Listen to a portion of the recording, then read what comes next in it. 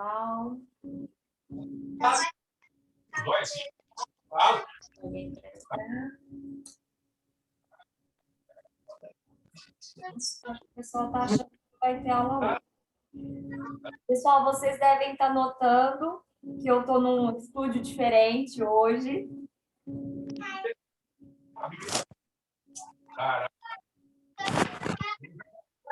Hoje, por conta do pronunciamento do toque de recolher, a gente não está podendo ter aula presencial, né? Então, por isso, nem nós, professores, fomos autorizados a ir para a escola, tá?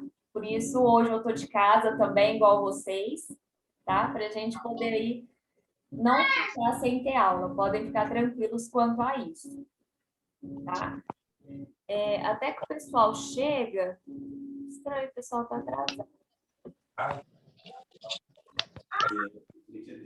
Sara está entrando. Vou ver como é.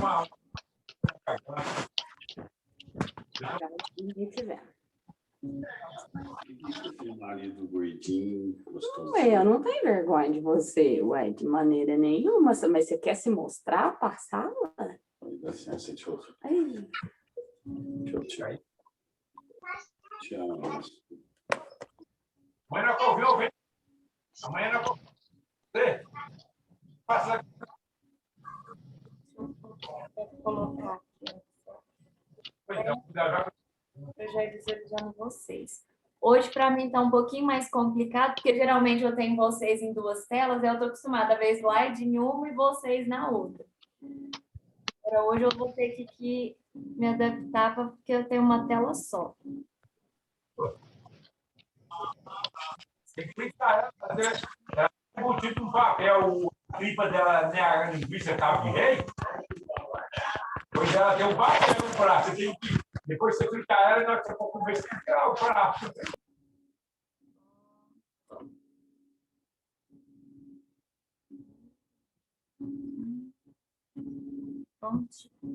Aí, pessoal, conforme for entrando o pessoal no decorrer da aula, eu vou deixando eles entrarem, tá? E também para a gente começar a aula, senão a gente perde muito tempo, tá? Então, sejam bem-vindos. Eu queria só confirmar com vocês se vocês estão conseguindo responder o formulário, tá? Teve alguns alunos que eu percebi que não responderam ainda, tá? Só não consegui fazer o levantamento, eu já vi assim por alto, passei lá o olho, eu senti falta de alguns nomes. Mas, por favor, então, gente, só lembrando, não deixem de responder o formulário, tá? É através dele que vocês vão ter as notas e a presença, tá? Por mais que você esteja presente, seja na aula online, seja na aula presencial, ó, a Jéssica tá chegando. É importante que vocês respondam, tá? Ele é o sistema que a gente utiliza. Para ver se vocês estão realmente entendendo também o conteúdo. Deixa eu entrar. Não adianta, o pessoal sempre acaba atrasando uns 2 minutinhos. Vamos lá. Hoje, principalmente para as meninas, nós vamos falar sobre um sistema muito interessante, que é o quê? O sistema urinário. Tá? Mas antes disso, nós vamos ver as questões da última aula, tá? Na última aula, nós falamos sobre o sistema digestório. Alguém que depois conseguiu aí assistir a matéria, assistiu a aula de novo, ficou alguma dúvida de sistema urinário? Ju, Maiara, tá tudo certo, então?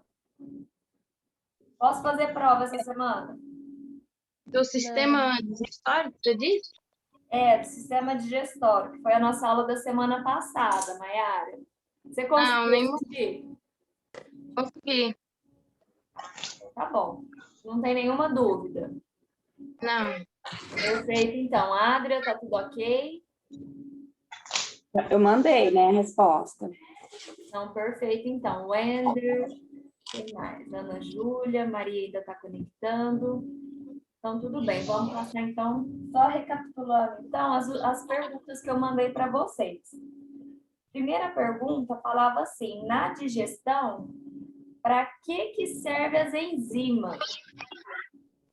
Então, qual que é a resposta? A enzima, ela vai fazer a degradação do alimento. Então, vai transformar, por exemplo, alimentos como carboidratos, né, que são moléculas muito grandes, as enzimas vão quebrar esses carboidratos e transformar em moléculas mais simples, como a glicose, no caso do carboidrato. Porque o nosso organismo, ele não consegue absorver, né, o carboidrato, que ele é muito grande. Então, as enzimas vai quebrando essas moléculas muito grandes, até deixá-las bem menores. Aí sim o nosso organismo consegue absorver essas moléculas, certo? Então, essa é a função das enzimas. Deixa eu deixar o Pedro entrar. Então, para isso que servem as enzimas. Segunda pergunta, falava sobre a bile, né? Qual que é a função da bile? A função da bile é para emulsificar a gordura.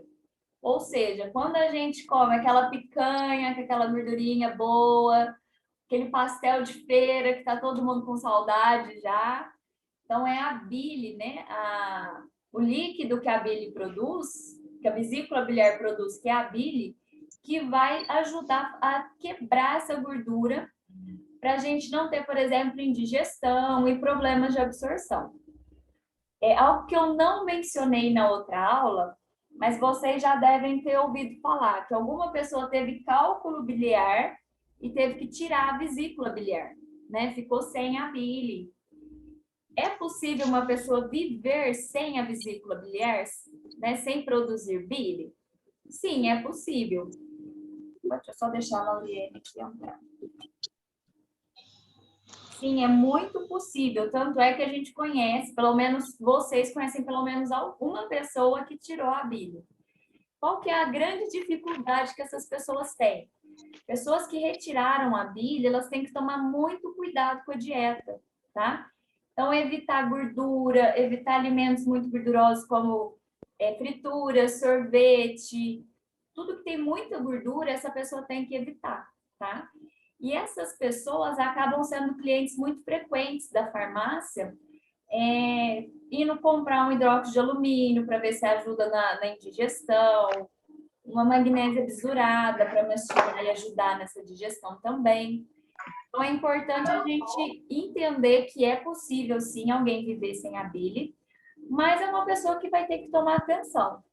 Então, uma pessoa que vai direto na farmácia, que está sempre comprando esse tipo de medicamento, hidróxido de alumínio, magnésia bisurada, omeprazol, que vira e mexe está dando diarreia, aí você começa a perguntar, fala, comeu alguma coisa diferente? Você vai começar a observar que essa pessoa vai ter esses problemas sempre que ela come algo mais pesado, algo mais gorduroso, tá? E qual que é a indicação que a gente faz nesse caso? Tentar controlar a dieta, tá? Usar esses medicamentos só uma vez ou outra, o dia que a pessoa realmente quer fazer uma extravagância, mas não fazer disso algo contínuo, tá? Às vezes algumas pessoas têm até mesmo que mudar a forma de cozinhar, né? Tem gente que costuma cozinhar com muito óleo, então tem que adequar toda a dieta nesses casos, tá? Pessoa que não tem a vesícula biliar tem que tomar esse cuidado. Então é isso. Finalizamos agora esse sistema digestório. Vamos falar dele por um bom tempo, tá? Só na hora que a gente voltar nos medicamentos sobre esse sistema. E agora nós vamos falar sobre o sistema urinário. Entender sobre anatomia e as principais patologias que afetam esse sistema, tá? Meninos e meninas. Então, aqui a gente está vendo um modelo anatômico feminino, tá? Depois eu vou mostrar o masculino, a gente vai ver algumas diferenças que vão aparecer. Mas a gente vai observar o que é comum em ambos. Nós vamos ter nesse sistema quais são os principais órgãos, tá? Não vou dar spoiler do decorrer da aula, porque eu tenho esse hábito.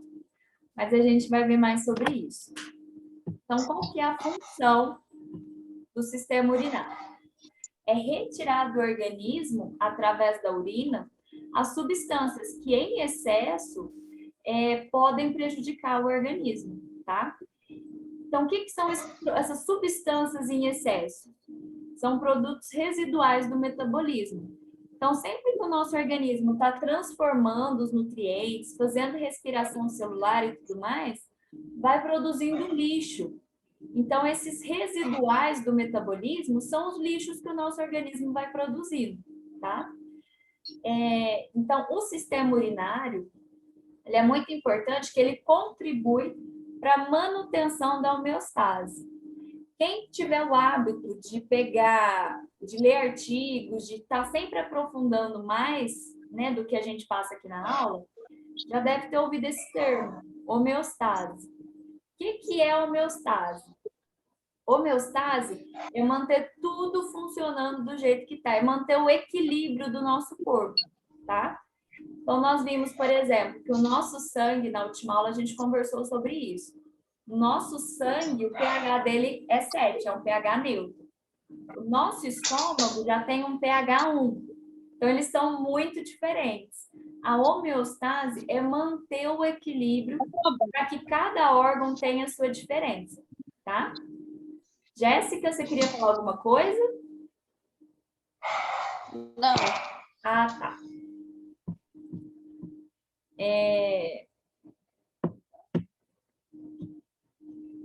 Então, nós vamos ver que o sistema urinário, uma das principais funções dele, então, é manter a química do nosso organismo, a nossa química interna. Porque quando há alguma desregulação no sistema urinário, isso vai acarretar vários problemas para o organismo, tá? Que a gente vai vendo no decorrer da aula. Mas quais são os constituintes, né? Quais são as partes principais do sistema urinário?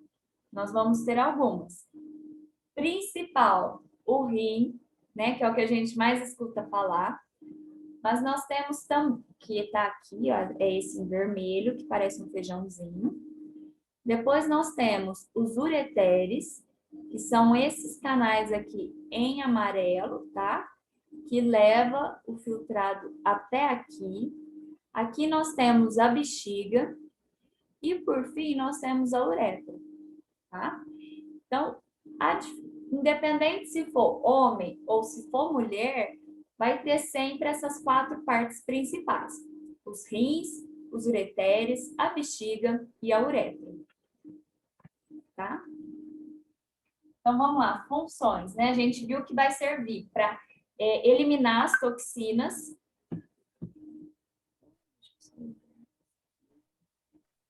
Achei que fosse no bate-papo. Então, a função do sistema urinário vai ser eliminar as toxinas e também os resíduos, ou seja, os lixos do nosso metabolismo.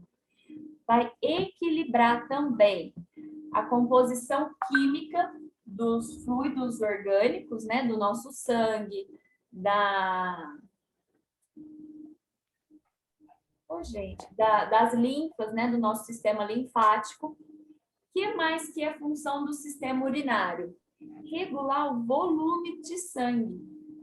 Então, o que vai determinar se eu tenho mais sangue circulante ou menos também é o rim, tá?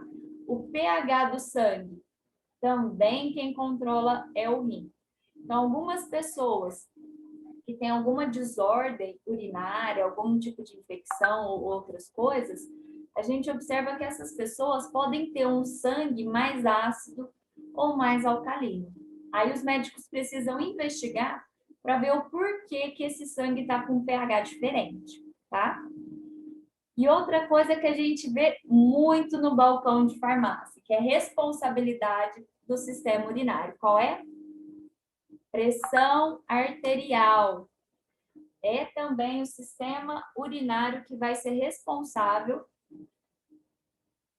por controlar isso, tá? Então, a gente vai ver isso um pouco mais quando a gente entrar nos detalhes, tá? Sobre esse sistema. Mas é importante que a gente já saiba isso. Então, algumas pessoas, às vezes, elas estão com a pressão alta porque estão com alguma desordem no rim. Claro, isso é menos frequente. A maioria das pessoas, elas realmente têm pressão alta por conta da dieta que elas têm, por conta da idade, sobrepeso. Mas a gente observa que o sistema urinário ele tem uma função importante nisso. Por exemplo, vamos ver quem está aqui com a carinha. Deixa eu ver, deixa eu procurar alguém. Maiara. Maiara, eu vou pedir para você ativar seu som. Qual que é um dos medicamentos que você conhece que é indicado para pressão alta? Você conhece algum? Ai, no momento eu esqueci o nome dele. Não tem problema. Então, vamos lá para o Wender. Vamos ver o que o Wender vai falar. É losartano ou não? Tem a losartana, isso mesmo. A losartana ela é muito indicada para pressão alta, mas não é esse medicamento que eu quero falar dele agora. Vamos ver, o Wender não conseguiu ativar. Som. Ju. Cadê? Ju. Eu pego no seu pé, né, Ju? Vamos lá, então. Qual que é um outro medicamento sem ser a losartana muito indicado para pressão alta que você conhece? Ativa seu som para poder te ouvir. Espera aí, que desativou. Vou pedir para ativar aí. Oi? Oi. Qual? Muito baixinho, mas pode falar. Não, agora eu não lembro. Não? Ah, então tá bom. Então, pessoal, um dos medicamentos muito indicado junto com a losartana é um dos mais indicados para pressão, mas tem um outro também, que é a hidroclorotiazida. Vocês já devem ter ouvido falar. Qual que é a função da hidroclorotiazida? Ela é um diurético, faz a pessoa ir muito no banheiro. Tem pessoas que controlam a pressão usando só hidroclorotiazida. Então, por esse medicamento, a gente já consegue entender a importância que o sistema urinário tem no controle da pressão. Muitos medicamentos, por exemplo, clortalidona, também é utilizado para pressão alta. Ela também é um diurético. E muitas vezes, alguns medicamentos, como o Brasart, tem o Brasart tradicional e tem o Brasart que ele é conjugado, que é o quê? Losartana mais hidroclorotiazida, ou losartana com clortalidona. Então, é feita essas associações. Por quê? Porque às vezes só o medicamento que controla a pressão em si não é suficiente. Eu preciso diminuir o volume de sangue para conseguir abaixar a pressão sanguínea, conseguir abaixar a pressão arterial, tá? Então, o sistema urinário também afeta esse aspecto. E o que a gente mais conhece sobre o sistema urinário é o quê? Que ele produz, armazena e elimina a urina. Isso é o que todo mundo sabe. Desde que nasce, isso é o mais clássico, né? Então, aqui, para quem nunca teve a oportunidade de ver, esse aqui é um rim, tá? Vocês vão ver que Vocês vão observar que cada rim, ele pesa em torno de 150 gramas. Então, ele não é muito pesado. Ele tem 12 centímetros de altura. Então, assim, ele é relativamente pequeno. Qual que é a forma dele? A forma do rim lembra mesmo a de um grão de feijão, tá? Se você fechar o olho e conseguir enxergar, você vai ver que ele tem esse formato, tá? E ele tem que ter basicamente essa coloração, um rosa claro, um rosa partindo ali para o vermelho, tá? E onde que ele fica localizado? O rim, ele fica localizado no nosso tronco, né, na parte da barriga, Porém, ele está mais localizado na parte das costas, tá? Então, por isso que muitas pessoas falam, né? É um conhecimento popular. Se você está com dor nas costas, pode ser problema nos rins. Por conta disso, ele fica nessa região das costas, tá? Conforme está aqui na gravura, tá? Nessa região aqui. E além disso, a gente vai ver também que o rim, ele é altamente vascularizado. Então, a gente está vendo aqui, ó, em azul, uma veia, né, que está ali irrigando o rim, e aqui em vermelho essa artéria. Então, são veias e artérias de grosso calibre. Então, o rim, ele precisa de muita irrigação sanguínea. Por isso, quando alguém tem que fazer uma cirurgia no rim, fazer um transplante e tudo mais, é preciso tomar muito cuidado, porque é um órgão muito vascularizado. E por que que o rim precisa de tanto sangue assim? Precisa ser tão bem vascularizado? Por conta disso. Esse emaranhado que vocês estão vendo aí é um néfron. O que é um néfron? É a menor estrutura do rim, tá?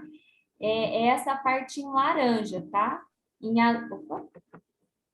azul, a gente tem as veias e os capilares, né? Das veias. Em vermelho, a gente tem as artérias. Em amarelo, eu tenho aqui desenhado o néfron. Por que eu preciso saber o que é um néfron? Porque é aí, gente, que vai ocorrer a filtração do sangue. Então, quando o sangue ele chega no rim, o que ele vai fazer? O rim, ele filtra o sangue, tá? Então, o que ele vai tirar? Ele vai tirar o excesso de água, vai tirar as impurezas, qualquer tipo de sujeira do metabolismo, o néfron tira. Porém, a gente tem que lembrar que ele não pode também sair tirando tudo, né? Senão a gente perde muitos nutrientes. Quando, nas primeiras partes aqui do néfron, ainda tem muita água, tem muitos sais minerais importantes que a gente não pode perder. Então, todo esse caminho que o néfron faz, por isso que ele é tão emaranhado, é para que a água seja reabsorvida e também dê tempo desses sais minerais também serem reabsorvidos. Vocês lembram quando a gente estudou sobre o intestino, que a gente viu que ele era um emaranhado para ocorrer essa reabsorção? No néfron acontece a mesma coisa, tá? Ele é um emaranhado para que ocorra essa reabsorção. E para nós termos uma ideia, quanto de sangue é filtrado? É filtrado 125 ml por minuto. Então, é muito sangue, né? Só que desses 125 ml por minuto, 99% é reabsorvido. Então, para eliminação mesmo, é muito pouco que vai, tá? É só mesmo aquilo que é dispensável. Certo? E agora nós vamos falar, isso tudo que a gente falou até agora foi sobre o rim, né? Mas além do rim, eu tenho também os ureteres, que se você olhar aqui, ó, eu consigo ver o rim desenhado, esse aqui é um raio-x, tá? E aqui, um raio-x não, perdão, ultrassom. E aqui, ó, eu consigo ver os ureteres, tá vendo? O que o ureter faz? Ele serve para levar. Ele é um caminho que tira tudo que o rim está filtrando e leva para a bexiga. Ele é basicamente isso, um caminho. Assim como a faringe era um caminho para o sistema digestório, os ureteres são um caminho para o sistema urinário. E tudo isso eles levam, né, o filtrado, o começo da urina, leva lá para a bexiga. Aqui na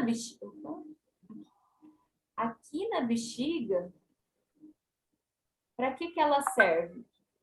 A bexiga, ela vai ser... Deixa eu só ver se eu...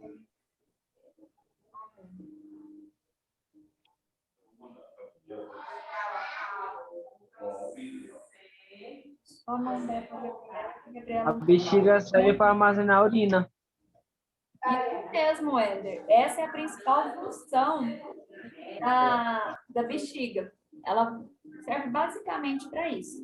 E assim como lá no final do sistema digestório, nós tínhamos um esfíncter, né, para segurar as fezes, aqui na bexiga eu também tenho um esfíncter nessa região, que serve para segurar a urina, tá?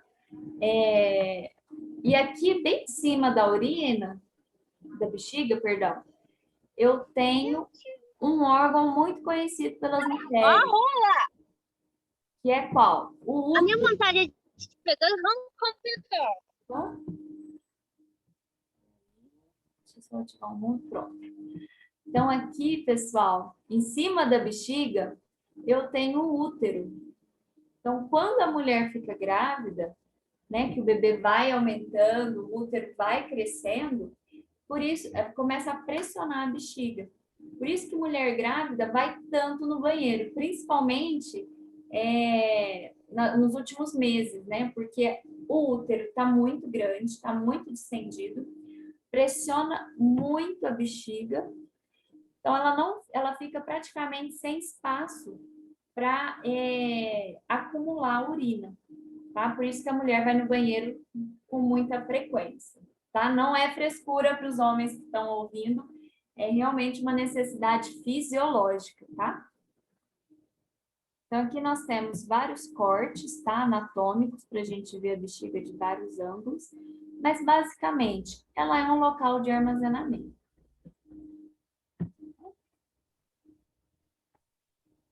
E quais são as diferenças anatômicas? A gente vê aqui, ó, depois da bexiga, depois eu tenho aqui a bexiga, que é essa parte cor-de-rosa. Vocês estão vendo que eu tenho um cano aqui, eu tenho uma saída? Esse cano é a uretra. Esse modelo que a gente está vendo é o feminino, tá? Quando eu passo para o modelo masculino, eu tenho a bexiga aqui, a gente vê que a bexiga ela é um pouquinho mais ampla. E olha só o tamanho dessa uretra. Ela é bem maior, tá? Então, essa é a principal diferença do sistema urinário feminino para o masculino. O tamanho da uretra, tá? E isso vai ter sérias implicações quando a gente fala de infecção de urina. Por quê? O homem, ele tem uma uretra bem maior, então se ele tiver qualquer tipo de contato com bactéria ou com fungo, aqui é mais difícil a bactéria ou fungo percorrer todo este caminho para chegar até na bexiga. Enquanto na mulher, olha só, esse caminho ele é bem mais curto. E lembrando que na região vaginal, a mulher tem o quê? Mucosa, que é um local mais propício para a multiplicação bacteriana. Enquanto o homem, ele tem pele. Então, isso também é uma das grandes vantagens do homem, tá? Ele é mais difícil o homem ter infecção de urina. Então, aqui, ó, a gente tem a uretra masculina. Aqui nesse ponto eu tenho a bexiga. Aqui eu tenho a região da próstata, tá? A uretra passa ali muito próximo à próstata. E depois eu tenho o pênis.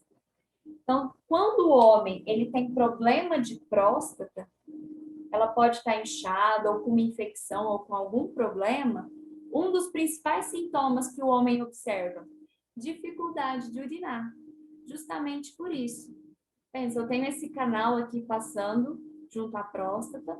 Se essa próstata ela incha, ela vai fechando a uretra. Então a urina não passa. Ele sente vontade de ir no banheiro, mas ele tem dificuldades de urinar, tá? Se um homem está sentindo isso, ele tem que urgentemente procurar um médico, tá? Porque pode ser um problema de próstata. Já na mulher, então, nós vamos ter este caminho, tá? A uretra bem menor. E o que mais que a gente observa? Aquilo que eu mencionei, né? a parte da mucosa. E a gente observa que mulher, ela tem muitos problemas urinários, tá? Infecção de urina, né? É uma das coisas que pode acontecer. Insuficiência renal, que é o quê? O rim, ele passa a ter problemas para filtrar o sangue, começam a ter problemas no rim. O que eu preciso saber sobre isso? Primeiro, se eu tenho um paciente que tem problema no rim, pessoal, ele vai começar a apresentar ureia e creatina em excesso no organismo, tá? Isso vai causar uma alteração no pH dessa pessoa, certo? E quando eu falo de rim, uma coisa que vocês nunca podem se esquecer, nunca, jamais indiquem anti-inflamatório ou relaxante muscular, como Dorflex e a família toda, para um paciente que já tem algum problema de rim, tá? Nunca. Por quê? O rim, esse tipo de medicamento, como anti-inflamatórios e principalmente relaxantes musculares, eles causam uma constrição ainda maior, tá? Do sistema, dos néfrons e de todo aquele sistema emaranhado que a gente viu. Consequentemente, a pessoa vai ter ainda mais dificuldade para urinar. E pessoas que fazem uso contínuo desse tipo de medicamento pode levar a uma insuficiência renal crônica. O que é uma insuficiência renal crônica? É aquela pessoa que ela realmente perde o rim, tá? Já teve muitos casos de pessoas que perderam o rim por conta de uso contínuo de Dorflex e familiares, né? E o que acontece nesses casos? Opa, peraí que a gente tem uma conversa aqui no bate-papo. Wender, minha família toda toma Buscopan. Buscopan é um dos poucos medicamentos que podem ser indicados, tá? Por que a gente toma? Pessoas que têm problema no rim tomam Buscopan quando sentem dor. Porque o Buscopan, ele relaxa a musculatura lisa. Lembra que a gente viu sobre vários tipos de músculos? Buscopan faz isso. Enquanto outros medicamentos, outros anti-inflamatórios e medicamentos para dores, eles causam uma constrição, ou seja, um fechamento da musculatura lisa. Consequentemente, não há filtração do sangue, não há produção de urina. Tá? Então, como eu estava mencionando, pessoas que fazem uso desses medicamentos podem perder o rim. Tavane, se aconteceu algum problema, a pessoa realmente perdeu o rim, o que pode ser feito? Nesses casos, a pessoa tem que passar por hemodiálise, tá bom? O que a hemodiálise faz? É uma máquina onde conecta uma veia e uma artéria da pessoa. E essa máquina, a máquina de hemodiálise, ela vai fazer a função do rim. Ela vai filtrar o sangue. Existem pessoas que perdem 4 litros, 5 litros de água numa sessão de hemodiálise. Porém, pessoas que fazem hemodiálise, além delas ficarem muito fracas, tá? A pessoa, no dia que ela faz hemodiálise, é repouso, porque a pessoa fica parecendo que correu uma maratona, ela fica muito exausta, muito cansada. E essa pessoa está mais propensa a ter infecções. E quando ela tem essas infecções, qual que é o tratamento? Antibiótico. Antibiótico resolve o problema, mas deixa ela mais fraca ainda. Então, ela pode pegar uma outra infecção. E a pessoa que tem um problema renal crônico, que tem que fazer hemodiálise, é contínuo, não tem mais o que fazer, ela perdeu mesmo o rim, ela fica na hemodiálise até conseguir um transplante de rim, tá? Que, como eu mencionei, não é uma cirurgia tão simples, não é das mais complicadas, mas não é tão simples. Então, assim, a gente precisa estar sempre alertando os pacientes, tá? Mas nem todo paciente que vai para hemodiálise, às vezes é um caso crônico. Pode ser um problema agudo, tá? O que é um problema agudo? Uma infecção, uma insuficiência renal aguda, onde ela é muito pontual. Isso acontece muito com pessoas que estão internadas, tá? Às vezes a pessoa está internada, está fazendo uso de um medicamento, Enquanto ela está fazendo uso desse medicamento, o rim dela está prejudicado, não está funcionando. Ela precisa fazer hemodiálise. Mas quando ela para de tomar aquele medicamento, o rim volta a funcionar, ela não precisa mais fazer hemodiálise.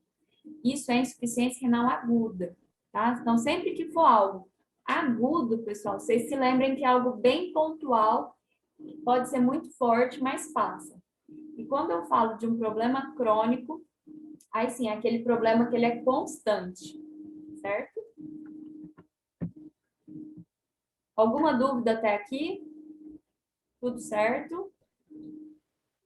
Tudo certo. Beleza, então.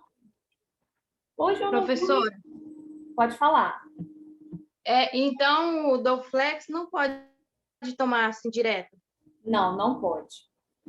O Dorflex, ele tem que ser usado assim, de forma bem específica, porque tem pessoas que tomam todo dia e causa esse prejuízo. Eu falo assim, tem pessoas que tomam, às vezes você toma por 5 anos, não dá nada, mas você está comprometendo o seu rim todo dia. Então, não é indicado, tá? Obrigada. De nada. Eu não vi, foi o Micael hoje. Ele tá aí? Não, é estranho, não é de faltar. Bem, então vamos lá. Quais são outros problemas crônicos que podem afetar o rim? Problemas cardiovasculares. Então, pessoas que têm problema no coração, pode afetar o rim também, tá? Porque eu tenho uma diminuição da circulação sanguínea. Pessoal, em menos de 1 minuto, a aula vai cair, tá? Então, é importante que vocês entrem no link, tá? Eu tô aqui controlando certinho quantas pessoas tem. Então, não vão embora, tá? Nossa aula vai continuar. Só 1 minutinho que ela vai cair.